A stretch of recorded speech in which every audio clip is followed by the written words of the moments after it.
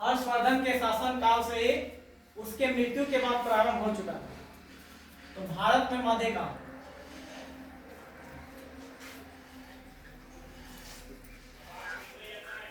और मध्यकाल जो लगभग जो है प्राचीन काल, तो हर्षवर्धन के काल से पहले का जितना काल है वो प्राचीन काल के अंतर्गत आता है। इसके बाद हमारे देश में मुस्लिम शासन मतलब कि प्रारंभ हो गया।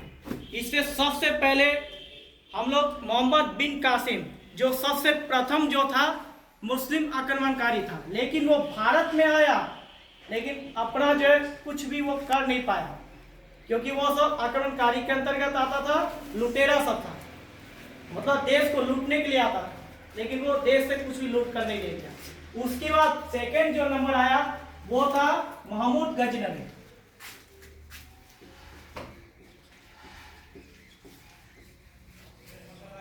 महमूद गजनवी ने भारत को हर तरह से जो है लूट कर ले गया। इसने भारत पर एक बार नहीं लगभग 17 बार आक्रमण किया, और क्रमशः जो हमारा मतलब भारत का जो बॉर्डर होता है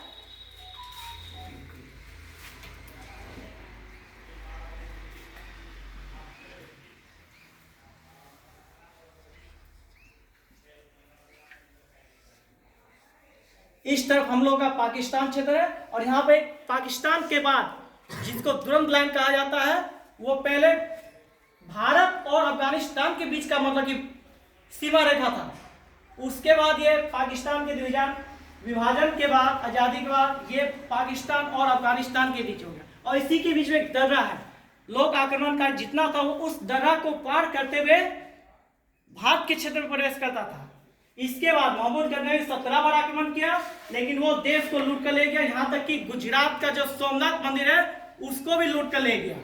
इसके बाद सेकंड आक्रमणकारी कौन आया, सबको जानकारी होगा। बताओ बच्चों कौन सा आक्रमणकारी है? मोहम्मद, वो फर्स्ट था। थर्ड तीसरा नंबर पर कौन आया? मोहम्मद गौरी, वो आया। तो वहां से हम लोग का इंडिया में जो मुस्लिम है उसका सत्ता स्थापित होना प्रारंभ हो गया। तो मुस्लिम मतलब कि वहां से वो जब जाने लगा तो उसका 2 युद्ध हुआ था, 1191 और 1192। अब यहीं से कहानी दिलचस्प होने वाला है। कहानी अभी तक हुआ नहीं, क्योंकि इससे पहले हमारे भारत में मुस्लिम का संख्या नहीं के बराबर है, लगभग 0 मान लेते हैं। और यहाँ से मतलब कि हम लोग का कहानी दिलचस्प होने वाला है कि 91 में किसके साथ युद्ध हुआ था? मोहम्मद गौरी का युद्ध हुआ था। मोहम्मद गौरी और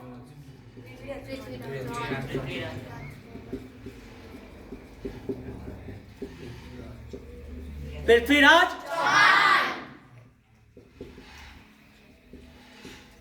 अब इस युद्ध में जो है पृथ्वीराज चौहान प्रतापी राजा माना जाता था और राजपूत वंश का था, जो कभी सिर झुकाना जाना ही नहीं था। तो इस युद्ध में हम लोग का पृथ्वीराज चौहान का जीत होता है और मोहम्मद गौरी पराजित होता है। और यहाँ से फिर सेकंड द्वितीय युद्ध भी इसी दोनों के बीच में होता है, लेकिन यहाँ से पृथ्वीराज चौहान क्या होता है और मोहम्मद गौरी जीत जाता है। लेकिन असल में रियल बात यहाँ पर यह था कि जो पृथ्वीराज चौहान का जो शासन था, मैप पर मतलब कि देख सकते हैं कि राजस्थान के बगल में उसका शासन मतलब कि राज्य है, उसके बगल में जयचंद्र का राज्य है, और उसकी बेटी का नाम क्या था?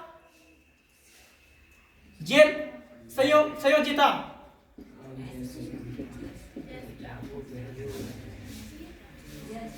अब यहाँ पर इस दोनों के बीच में क्या था? प्रेम संबंध था। यहीं से मतलब कि जो है जिसके पृथ्वीराज चौहान के हार का कारण पता लगता है, क्योंकि जितना बात है ये जयचंद्र की पुत्री हो गई, जितना बात है उसका किसी का हाल कौन बतला सकता है? उसका घर का पड़ोसी ही बतला सकता है, दूसरा कोई नहीं। तो इससे प्रेम मतलब समझ था। इसको मतलब कि क्या ये बात इसको क्या लग गया? जयचंद्र को पता लग गया कि दोनों के बीच क्या अफेयर चल रहा है। तो इसके बेइज्जती के लिए जयचंद्र क्या किया? उसको जो है एक मतलब पहले सीता का स्वयंवर होता था देखे हुए, जो मतलब प्रतापी राजाओं सबका स्वयंवर किया जाता था। मतलब जिसको हम लोग अभी के समय में क्या कहते हैं, ब्रह्म विवाह अलग हो गया, ये गंधर्व विवाह के अंतर्गत गिना जाता है, जिसमें मतलब कन्याएं अपना मतलब कि स्वयं मतलब कि जो है वर को चुनती है। तो उसके तहत जो है स्वयंवर करवाया गया राजा ने, लेकिन सभी प्रतापी राजाओं को बुलाया, एक लाइन से सभी प्रतापी राजाओं को बैठा दिया, एक लाइन से। आया समझ में? लेकिन पृथ्वीराज चौहान को इनवाइट भी नहीं किया। इसके बदला में, इसके अपमान का बदला लेने के लिए इसका एक गेट पर पहरेदार के रूप में पुतला बना दिया। किसका? पृथ्वीराज चौहान का, जिससे उसका क्या हो जाए, बेइज्जती हो। लेकिन उसकी पुत्री क्या की, किसी के गले में वरमाला को नहीं पहनाई, उस पुतले के मतलब पुतले के मतलब गले में माला पहनाई। तो इससे क्या हुआ, पूरी